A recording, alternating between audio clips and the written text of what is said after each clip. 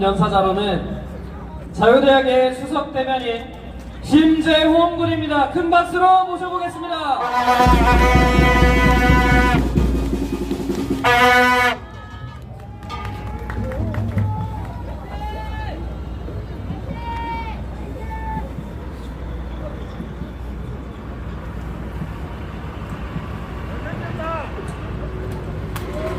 지난 1년 동안 나라를 위해 싸우겠노라 순수한 열의와 마음으로 뛰쳐나와서 이것저것 시행착오 참 많이 겪었습니다. 그동안 여러가지 시행착오를 겪으면서 많이 느낀 것은 우리가 많은 사람들이 모여서 집회를 하고 길거리에 지나가는 시민분들이 와, 저 사람들 뭐지? 하고 쳐다봤을 때 우리의 바람, 우리가 정말 절박한 심정으로 세상에 알리고 싶어하는 이 대한민국이 위기에 있다라는 사실을 알렸을 때 얻을 수 있는 파급 효과 크구나. 그런데 그 파급 효과보다 훨씬 더 큰 것은 행진하고 움직이면서 더 많은 사람들, 밀집되어 있는 번화가 곳곳에 찾아가서 우리의 목소리를 알리는 것이 정주에서 집회하는 것보다 훨씬 더 큰 효과를 내는구나, 이러한 깨달음을 얻었습니다. 그러나 우리가 행진을 통해서 얻는 파급 효과보다도 압도적인 파급 효과를 이뤄내는 것, 그것이 바로 레거시 미디어에 한 줄 노출되는 것이라는 것을 깨닫는 데까지는 그리 오랜 시간이 걸리지 않았습니다. 우리는 단순히 애국 활동을 한다면서 우리의 힘과 노력이 있었다라는 것에 스스로 만족하지 않고 어떻게 하면 같은 힘을 들이고 노력을 들여도 훨씬 더 큰 파급 효과를 낼 수 있는가를 고민해오면서 싸워왔던 지난 1년이었습니다. 여러분, 저희 참 많이 부족했는데 그래도 나름 잘 싸워왔다고 생각하십니까? 감사합니다. 저희가 좀 많이 부족했다라고 생각하고 더 열심히 해야 된다고 생각하고 지금도 좀 많은 책임감과 무거운 마음을 가지고 있습니다. 저희가 레거시 한 줄 나오는 것이 훨씬 큰 파급 효과라고 말씀드렸는데, 그것이 저희의 깨달음이라 말씀드렸는데, 그것 때문에 저희가 되게 많은 시도를 해왔지 않습니까? 그런데 어제 레거시를 흔들 만한 굉장한 파급 효과가 있던 이벤트가 있었습니다. 여러분 어제 다 보셨습니까? 부정선거가 없다라고 주장하던 이준석 개혁신당 대표는 수많은 증거와 실제 사례들 앞에서 그렇게 본인이 자랑하던 말솜씨가 무너지는 것을 보았습니다. 조금 통쾌하지 않았습니까? 그럼에도 불구하고 끝까지 이준석 개혁신당 대표는 부정선거가 없다라면서 음모론 취급을 하기 시작했습니다. 이는 마치 집에 문이 열려 있고 금고에 문이 따여 있고 금고 안에 있는 지폐가 위조 지폐로 바뀌어 있는데 또 우리 집에 걸려있던 그림, 명화가 이상하게 붓터치가 다른 것 같은데 그림 사라진 게 아니지 않느냐, 지폐, 위조 지폐 의심한다는데 오히려 금고 안에 있는 돈이 네가 말았던 돈보다 더 많이 들어있지 않느냐, 뭐가 문제냐, 뭐가 사라졌느냐, 도둑은 없었지 않느냐, 너 도둑 누가 도둑인지 규명하고 누가 도둑인지 딱 지목할 수 있느냐, 그렇지 않는다면 수사할 필요가 없다, 이런 식으로 얘기하는 것과 무엇이 다릅니까? 부정선거 의혹이 충분히 납득이 가능할 만한 사례들이 수도 없이 있는데 수사조차 못하게 한다면 그것이 어찌 말이 되는 얘기겠습니까? 어제 토론 내용은 딱 그 정도 얘기였던 것 같습니다. 그런데 이러한 통쾌한 어제 지난 몇 시간 동안 우리가 스쳐 지나가고 잊혀질 법한 아주 중요한 이슈가 있는 것 같아 여러분들이 다시 한번 이것에 대해서 집중하셨으면 좋겠습니다. 우리가 대한민국은 법치주의 국가라고 해서 3심 제도를 합니다. 그죠? 내가 1심을 재판을 해봤는데 이게 법리적으로 난 억울하다, 이거는 이 판결을 받아들일 수 없다 이러면 항소를 할 수 있는 걸 2번을 더 기회를 줍니다. 그래서 3심 제도를 합니다. 이는 억울한 사람 10명의 진짜 범인을 보내더라도 한 명의 억울한 범죄자를 만들면 안 된다라는 그러한 무죄 추정 원칙 그리고 법과 원칙에 의해서 이렇게 판결해야지만이 얻을 수 있는 이익이, 의심된다고 나쁜 놈 다 때려잡고 억울한 사람 만드는 것보다 훨씬 사회적 이익이 크다라는 수천 년간의 인류의 시행착오 속에서 얻은 그런 결론 때문에 나와진 제도입니다. 근데 여기서 한 4심 제도를 추가하겠다고 합니다. 이것이 일견 억울한 사람 죽여주는 것 아니냐라고 얘기하실 수도 있는데, 누가 봐도 잘못을 많이 저질러 왔던 사람이 유죄 취지로 파기환송까지 받은 사람이 재판에서 질 것 같아 가지고 있는 권력으로 찍어누르는 거로 밖에 보이지 않는데, 이것이 제가 혼자 착각하고 있는 것입니까? 국민 여러분들께서 답해 주십시오. 이렇게 본인의 잘못 회피하려고 권력으로 찍어누르는 시도가 이루어지게 된다면 그 피해는 국민 여러분들이 받게 될 것이라고 저는 생각합니다. 애국하겠다고 나왔는데 수도 없이 많은 공격과 방해와 음해와 질투에 우리 자유대학 그리고 특히 저 엄청 많이 시달리고 있지 않습니까? 그래서 이런 나쁜 사람들 고소가 들어오고 고소를 하려고 해도 변호사비가 만만치 않습니다. 고작 대학 간 졸업한 청년이 감당하기에는 어마어마하게 큰 변호사비가 있는데, 이것을 2심, 3심까지 가는 것도 부담인데, 아니 1심도 시도조차 하는 것도 되게 부담인데 4심까지 하게 된다? 자, 이러한 사례들이 국민 여러분들 일상생활하면서 없으실까요? 소송 같은 거 하는 일이 일평생 없을 거라고 생각하십니까? 여러분들은 나쁜 짓을 하고 살지 않아도 세상에 나쁜 사람이 너무 많기 때문에 민사소송은 할 일이 생길 수 있습니다. 이런 상황에서 4심제도 바꿔놓았을 때 국민 여러분들 변호사비 부담 어떻게 하실 겁니까? 사법행정 부담 어떻게 하실 겁니까? 이렇게 본인 한 사람의 잘못 치부 가리겠다고 나라의 제도의 근간을 흔들고 있는데, 이것을 우리가 가만히 묵고 있어야 되겠습니까? 또 한 가지 우리가 놓쳐서는 안 되는 얘기가 법 왜곡죄입니다. 아까 4심제도 말씀드렸는데 대법원 위에 그러면 상위기관 있어야 된다는 건데, 그 상위기관으로 헌재를 지목했습니다. 헌재는 대통령 그리고 국회 이런 둘이서 입법부와 행정부가, 재밌네요 그죠? 자, 입법부와 행정부가 같이 합심하면 세울 수 있습니다. 지금 입법부와 행정부는 이미 한쪽 정치 성향에 굉장히 편향되어 있는 상태입니다. 이 와중에 헌재 인원을 수십 명을 더 늘리겠다고 하고 이 임명권을 가진 쪽이 한꺼번에 임명까지 추진하고 있습니다. 사법부를 장악하겠다는 뜻이죠.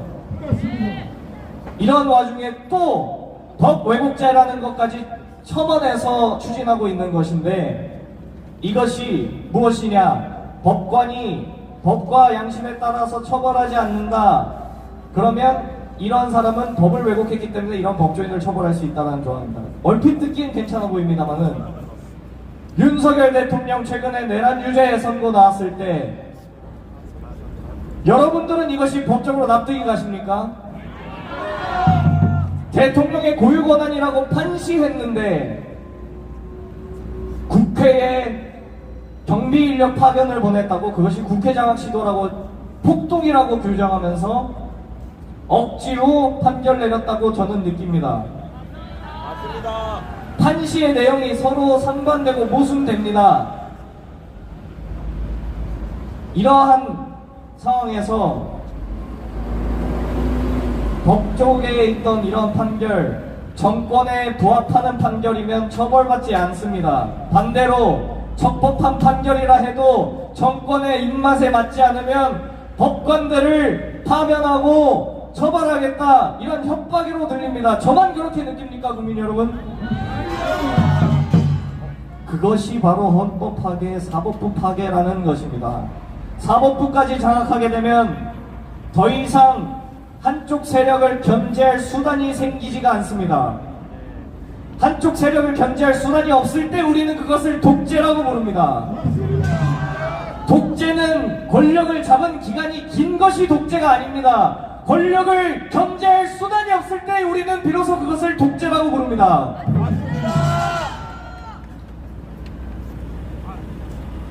성경을 읽는다는 이유로 촛불을 훔치는 행위를 정당화할 수 없다, 이런 얘기를 누군가가 했는데, 지금 정권에서 추진하고 있는 것, 지금 권력을 가진 자들이 추진하고 있는 것은 성경을 읽는 이유조차 없이 촛불만 강탈해가는 행위라고 생각합니다.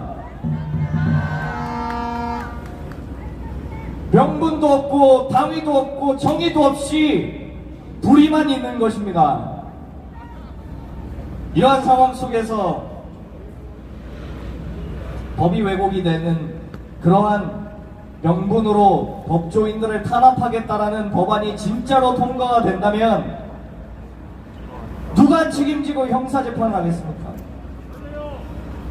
내가 판결을 내리면 무슨 꼼수가 잡혀서 잡혀갈지 모르는데 법관들이 어떻게 판결을 내리겠습니까? 우리 이러한 상황 이미 보았습니다. 군인이 군 명령권을 가진 사람의 통수권을 가진 사람의 명령에 따라 명령을 이행했던 군인이 처벌받는 판례가 생기고 사례가 생기면 그 어느 군인이 대한민국을 지키겠다고 싸우겠습니까?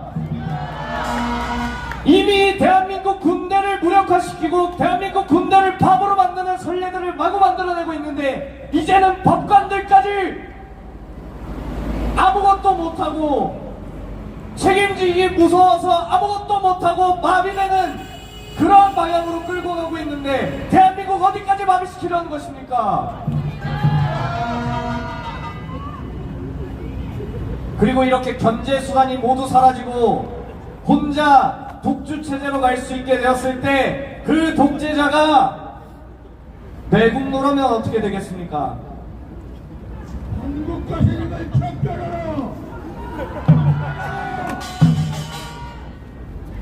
최고십니다.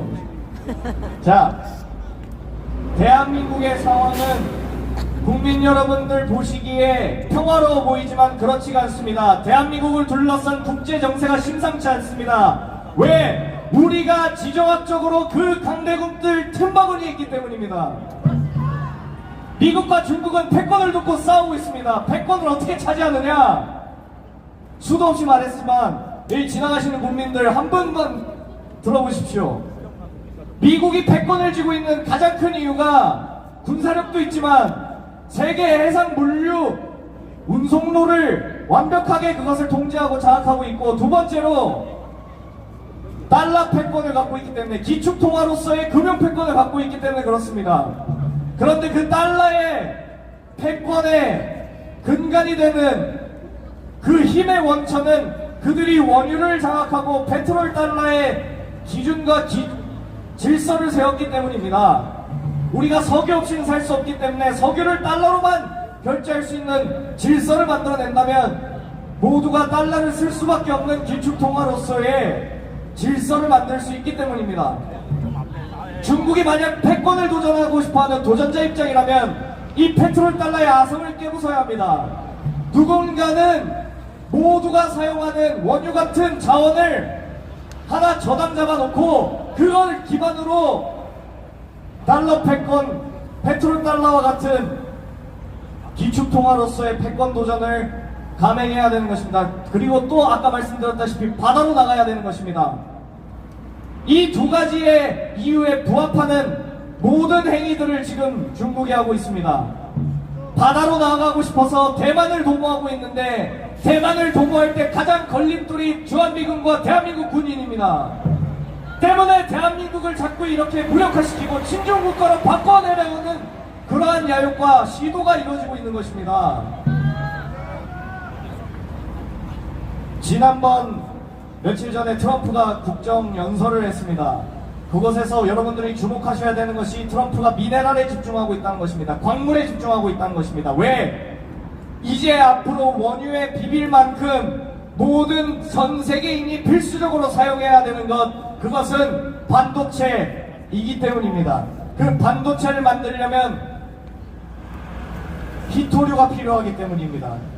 반도체가 휘발유 경유라면 히토류는 원유에 해당하는 자원이기 때문입니다. 그래서 무엇을 했습니까? 중국이 지난 몇십 년 동안 1대1로라는 사업을 통해서 광물을 가진 나라들에게 빚을 주고 저당 잡히게 했습니다.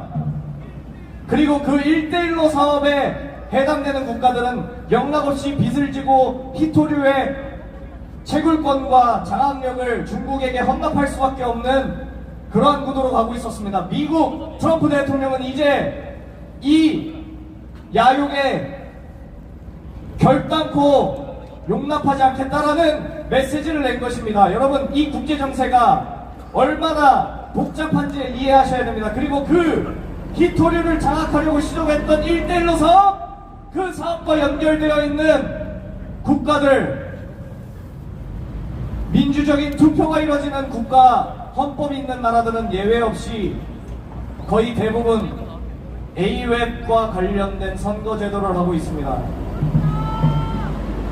그렇기 때문에 부정선거 의혹이 있는 나라가 중공의 야욕과 연관이 되어 있을 거라는 추론은 상당히 합리적인 것입니다.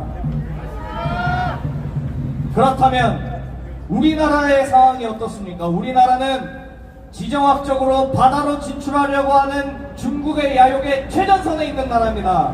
우리나라는 부정선거 의혹이 존재하는 나라입니다. 그렇다면 우리가 중국의 야욕 앞에 무기력하게 당하면 안 될 만큼 총체적인 위기 속에 대한민국은 바람 앞에 등풀 그러한 국제정세 한가운데 있다는 사실을 여러분들은 이해하셔야 되는 것입니다. 이러한 와중에 우리 정부는 서해에서 우리 영토를 침범하려 했던 중국 공산당 전투기에 대항해서 출격한 우리 우방, 우리 혈맹, 미국의 주한미군에 규탄하는 행동을 취했습니다. 이게 저는 이해가 안 되는데 여러분들이 이해가 가십니까? 이게 대한민국의 대통령과 대한민국의 정부라고 스스로 자명하고 천명하고 싶으시다면 일단 대한민국 헌법을 준수하고 대한민국 국민의 재산과 안전을 지켜야 하는 것인데, 제가 이런 말한 국제정세를 이해하지 못하고 이런 식으로 행동했다면 자격이 없는 것이고, 알고서도 이렇게 했다라면 매국노가 아니겠습니까? 둘 중 어느 시나리오더라도 자격이 없으니까 내려와야 되지 않겠습니까?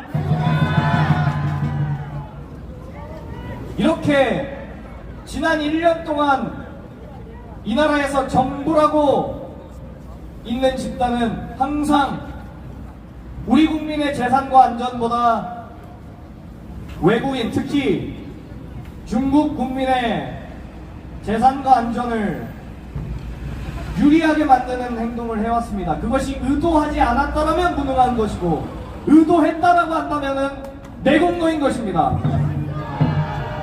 이런 와중에서 또 토허제라는 제도를 통해서 다주택자들을 억압하겠다고 합니다. 부동산을 관리하겠다는 명분으로 집이 여러 채이면 나가랍니다. 그래서 매물로 내놓으면 우리 국민 경제 상황이 그렇게 척박한데 누가 그 매물을 사가겠습니까? 대출도 다 묶어놓고 이런 식으로 가면 매물이 나온다는데 그걸 누가 사오겠습니까? 그렇죠. 대출이 가능한 외국인 투자자가 갖겠죠. 근데 대한민국의 외국인 비율 가장 높은 나라 어딥니까? 두 번째로 높은 나라도 월남 공산국가입니다.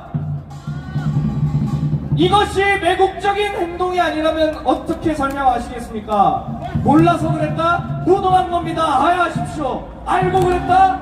매국노입니다. 하야하십시오. 그래서 우리는 이러한 매국적 행보를 보이고 있는 정부를 끌어내리지 않고서야 대한의 독립과 자유민주주의 수호라는 이 두 가지 가치 못 지켜낸다라는 그런 절박한 심정을 우리가 갖고 있는 건 아니겠습니까? 우리가 지금 단순히 반독재, 민주주의 수호, 좌우 대립 때문에 이렇게 매주 수천 명의 국민이, 수만 명의 국민이 전국 방방곡곡에서 행진하고 집회하고 있는 것이 아닙니다. 망국적 위기 속에서 대한민국을 지켜내겠다고 하는 절박한 심정에서 하고 있는 얘기들인 것입니다. 이것은 단순히 좌우의 문제, 좌우의 대립이 아니라 국가 존속의 위기 속에서 정신 차려야 된다는 성토인 것입니다.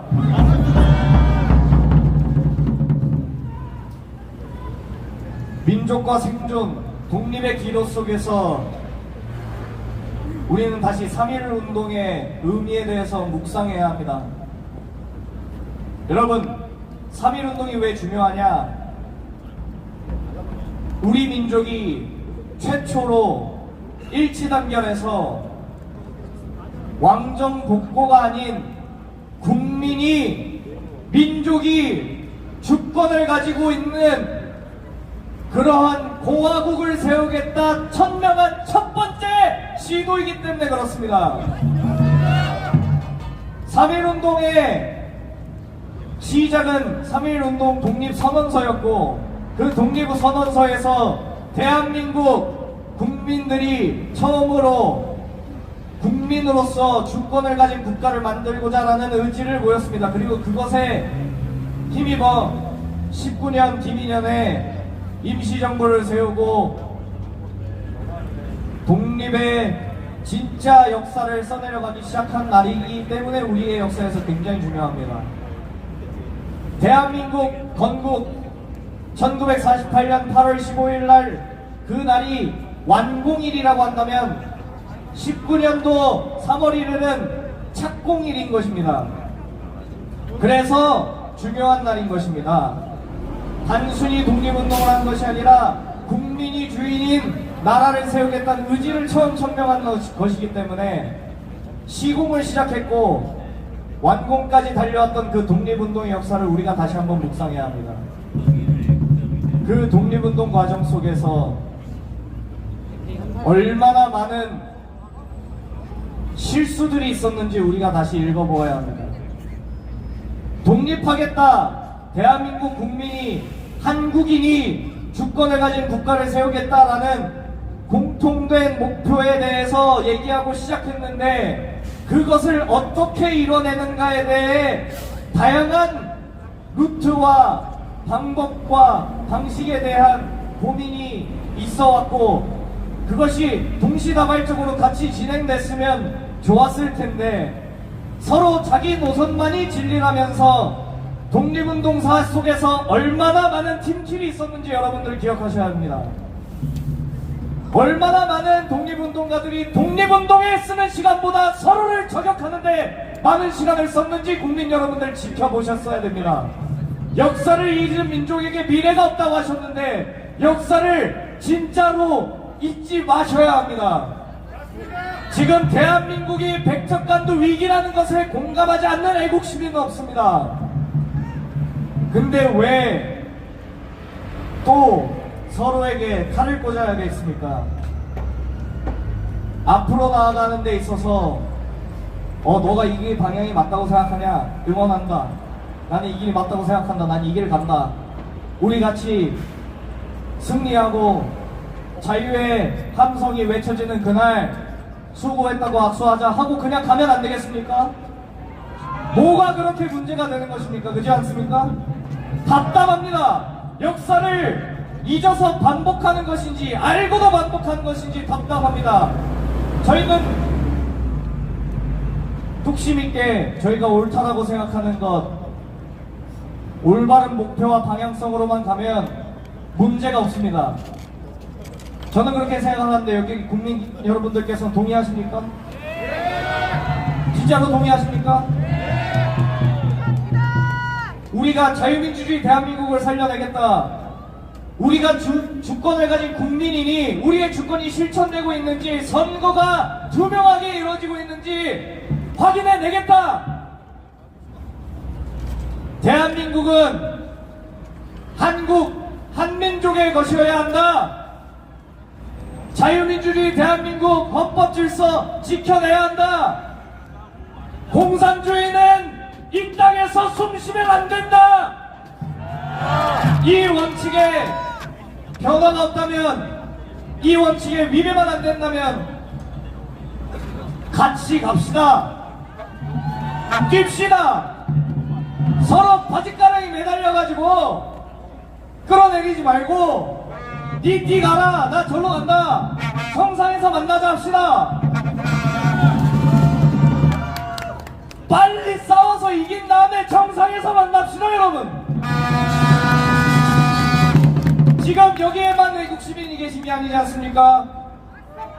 존경하는 광화문 어르신들도 지금 광화문에서 집회하는 것을 알고 있습니다. 내일도 3.1절 운동합니다. 우리가 이번 주만 하겠습니까? 다음 주도 하고 다음 주도 하고 다음 달도 하고 계속 할 거 아니겠습니까?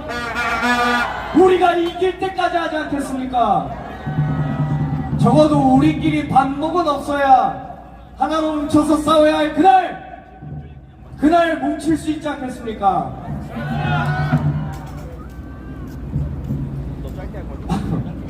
목이 좀 타네요. 잠시만 물 좀 마시겠습니다.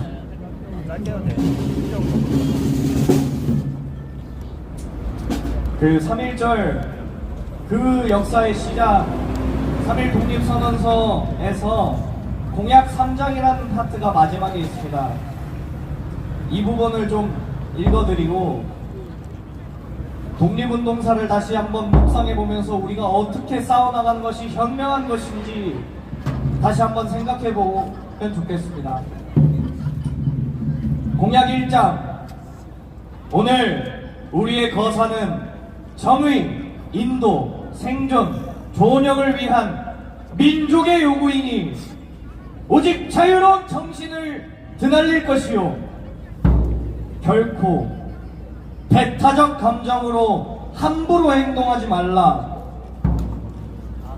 2장, 마지막 한 사람까지, 마지막 한 순간까지 민족의 정당한 뜻을 마음껏 드러내라. 그런 의미로 오늘날의 시대 정신인 이 구호 한번 외치고 가겠습니다. 대한민국 대통령의 고유권한으로서의 계엄령 선포는 그 자체로 법의 판단을 받을 수 없다. 따라서 대한민국의 위기사항임을 밝히고 선거의 투명성을 확인하기 위한 조치로서 시행한 계엄령이 폭동이나 권력을 획득하여 독재로 갈 의도가 없음은 너무나도 명백하다.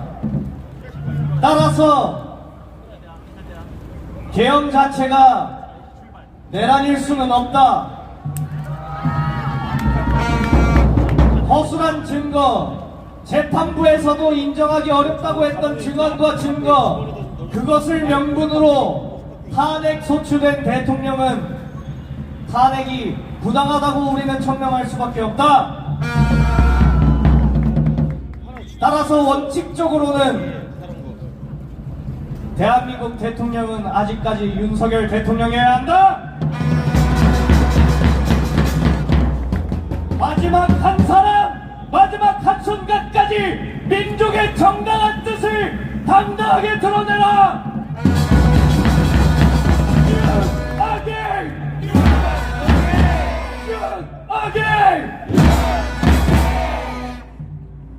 마지막 한 사람까지 정당한 뜻을 마음껏 드러낼 마음의 준비 되셨습니까? 사실 이것은 굉장한 도박수입니다. 이것으로 처벌받을 수 있는 분위기와 정권과 법안들이 쏟아져 나오고 있는 이 시점에서 제가 이런 얘기를 하는 것은 굉장한 위험입니다만은 그럼에도 불구하고 해야 하기 때문에 외쳐야만 하기 때문에 외쳤습니다. 그리고 아직 이 땅이 자유민주주의 대한민국이라고 한다면 이것 가지고 제가 잡혀갈 일은 없어야 합니다. 만에 하나 제가 이것 가지고 잡혀가게 된다면 그것이 대한민국 종말이라는 것의 증거가 될 것입니다. 여러분들도 외치는 것에 주저함 없이 두려움 없이 외치십시오. 여러분들이 잡혀가는 것이 역사의 증거로서 깨어나지 못한 국민들이 깨어나게 만드는 원동력이 될 것입니다. 그리고 마지막 공약 3장을 다시 외치겠습니다. 모든 행동은 가장 질서를 존중하여 우리의 주장과 태도를 떳떳하고 정당하게 하라. 우리는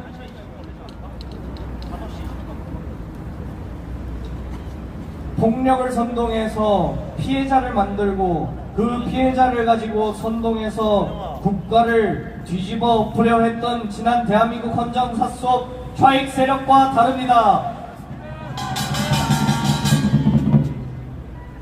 우리는 양심과 원칙, 정의의 편에 서서 싸우고 있다라는 긍지와 자신감으로 정의의 편은 언젠가는 승리한다라는 자신감으로 싸워나갈 것입니다. 그것이 우리를 떳떳하고 정당하게 만들 것입니다. 그리하여 1919년 김인현에 우리 선조들이 남겨놓으신 이 원칙 아래에서 우리 후손들은 싸워내면서 반드시 선조들에게 부끄럽지 않은 세대가 될 것입니다. 그렇습니까? 부끄럽지 않은 세대가 될 각오가 되어 있으십니까? 우리가 오늘 승리하는 역사를 살아야지만이 우리 후손들에게도 떳떳하고 당당할 수 있지 않겠습니까? 싸우자! 싸우자! 이기자! 우리 대한민국 이 자랑스러운 이름이 영원히 자유로운 이름이 될 때까지 싸웁시다. 감사합니다.